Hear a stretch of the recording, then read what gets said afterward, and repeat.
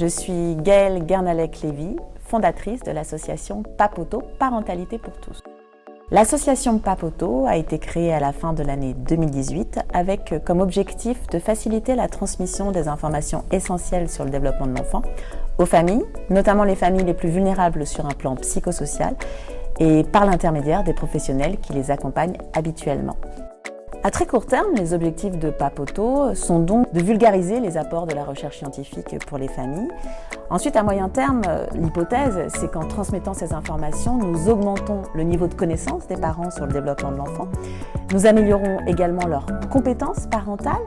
Peut-être à plus long terme, nous pouvons modifier leur pratique éducative et ainsi avoir un impact sur le développement de l'enfant en l'améliorant. Et nous concourons ainsi à réduire les inégalités entre les enfants de façon très précoce.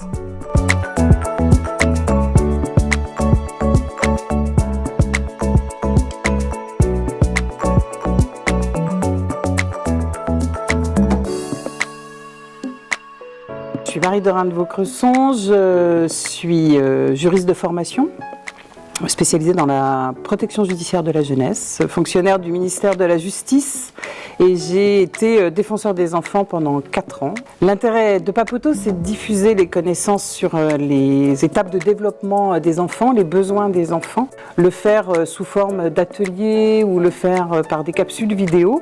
Ça rend très accessible la connaissance des besoins de l'enfant pour des parents qui peuvent être un peu perdus dans tout ce qu'on entend sur la façon d'éduquer des enfants aujourd'hui.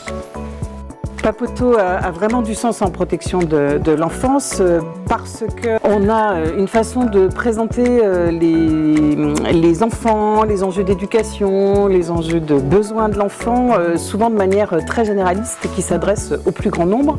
Mais du coup, on ne vise pas spécifiquement les familles qui ont des difficultés, soit à un moment de leur vie, soit plus durablement. Et on intervient alors que les difficultés sont déjà très installées.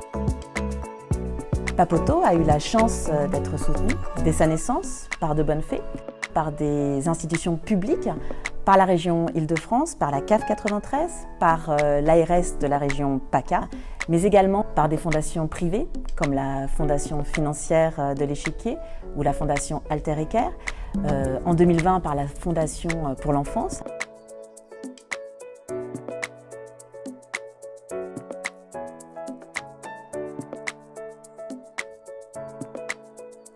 Moi, je suis Clémence Lisambard, je suis responsable des missions sociales à la Fondation pour l'enfance, qui est une fondation qui a été créée dans les années 70, qui mène un appel à initiative depuis 2019 pour repérer les actions innovantes dans le domaine de l'enfance. Papoto avait l'avantage d'être très innovant par son public, par son concept et puis par la façon dont ça nous a été apporté.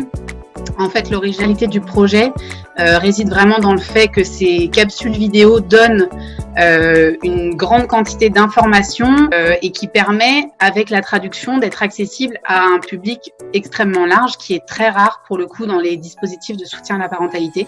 Donc c'était vraiment le point très innovant pour nous.